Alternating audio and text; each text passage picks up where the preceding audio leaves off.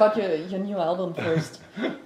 Personally, I like it much better than the previous one because it's I have to say so. I like it much better because it's like not so polished and it's got that punk feeling. Yeah. Was it a deliberate decision you made, or was it just sort of natural progress? I think it was. I think it was more that we decided for the third album to make quite a straightforward album. So this album feels a little bit more natural, you know.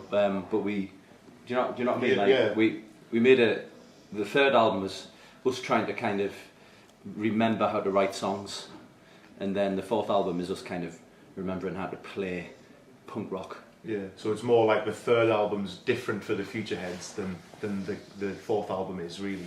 It's kind of us going back to what we do best in a way. And this album, just like the previous one, was released on your own record label that you founded. Did you found that label just for releasing your own records, basically, or are you thinking of maybe taking other artists on board? I think we never intended to sign anyone else. It's not really that type of label. It is purely just for us, you know, as a way of getting our music out. We've got no interest in going along to gigs and saying, hello, would you like a record deal? And we'll give you some money, and we don't want to become A&R people or record company people. Yeah, it's like anti-business, you know. The whole point of us setting up the label was to sort of to not have to go back down that sort of music industry path, really, you know. It was to keep it self-contained and to keep it, especially for us. And you see more and more bands doing that now as well, you know, because I think that when you make music, the last thing you want to do is think about business in a way, you know. You want to make it as straightforward as possible for yourself, because it can be a messy world out there, you know.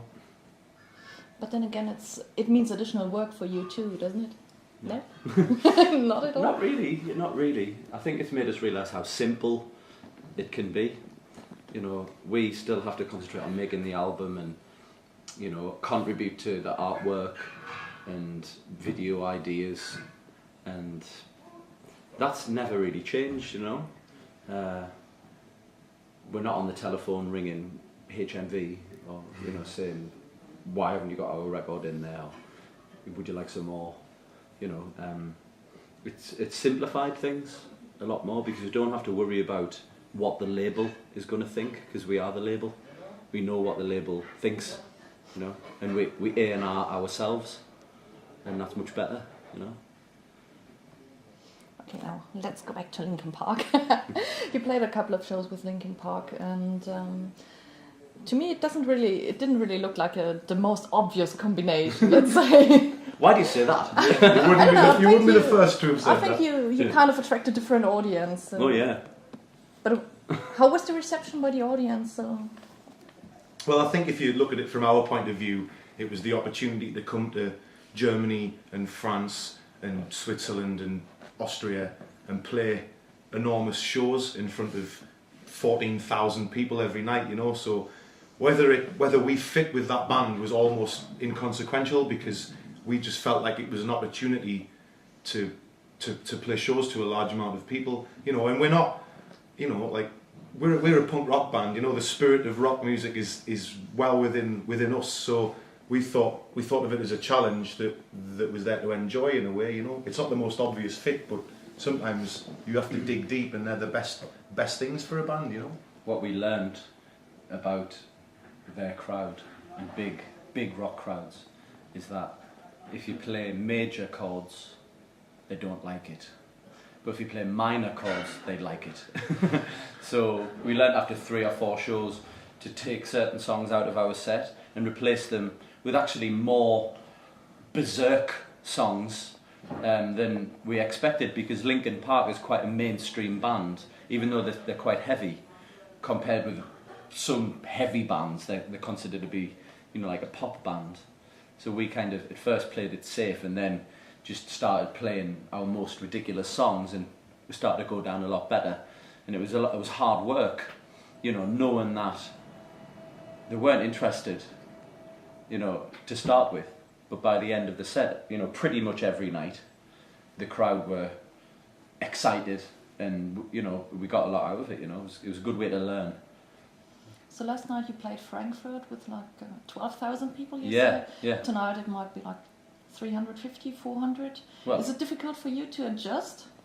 we'll see. You know, no, I don't know.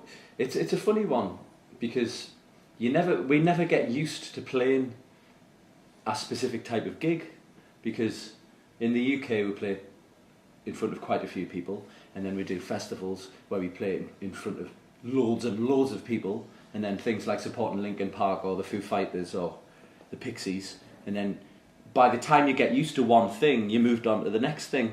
So, you know, it's we'll see. I'm really looking forward to doing this part of the tour, because it's, you know, we're a lot more comfortable here, and it'd be good to see the audience really close, and if we can get a couple of hundred people in there, we'll be very pleased.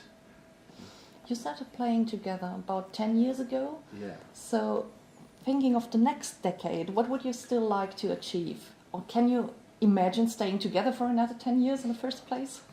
Well, 2020, Ross. 2020 seems so far away.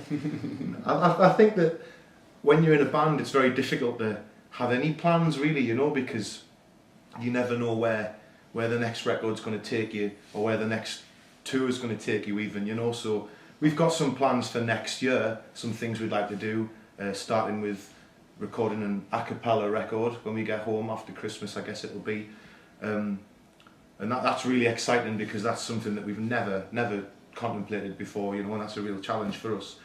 But beyond that, I guess you sort of like live from release to release, you know, and you know, I'd certainly be comfortable being a musician doing this with these guys for indefinitely, you know, because it's a great lifestyle, and it's also such a creative thing to do that you should never forget that.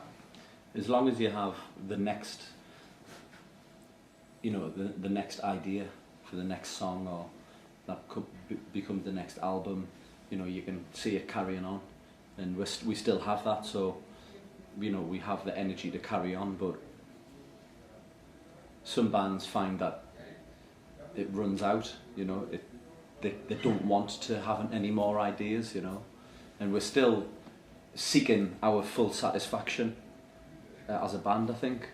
There's still many things that we've yet to achieve that would like to, and you know, we've been together for 10 years, which is pretty good going. You know, the average life of a band apparently is 5 years, so we're 2 bands, you know, and I think in that time we've changed as people, changed as a band, and you know, we'll continue to change. This a cappella album, I think, will be our greatest challenge, you know, and I think if we get it right, it could take us into an entirely new world of fans and what have you, and you know, let's just wait and see. Okay, and there's one question that we ask any artist that we interview, and that's, what's been the most memorable moment for you with a band so far? Well, personally for me, it was the first time we played an open air stage at Glastonbury Festival.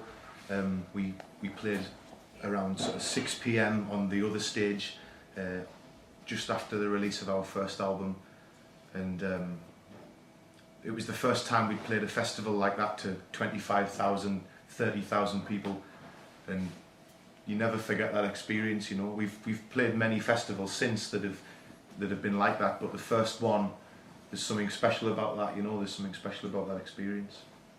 I think my most memorable gig was probably when we played a festival in Poland called Woodstock, and it's the largest festival in Europe, and I think we played in front of about 250,000 people, and that was ridiculous. It was incredible.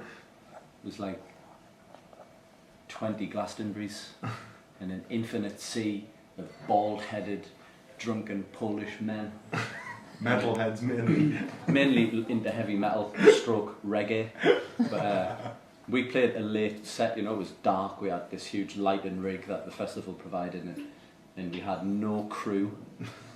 We only had one crew member, and he was about 2 miles away trying to mix the sound, and it was one of the most incredible, terrifying successes we've ever had. And I think that's kind of, It was a good one. yeah.